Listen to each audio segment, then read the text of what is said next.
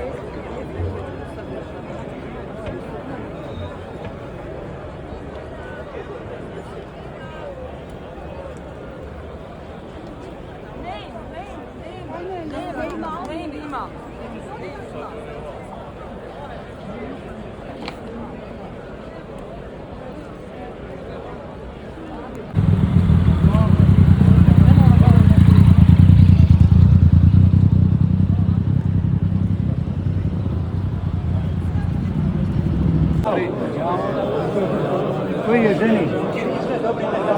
Ja.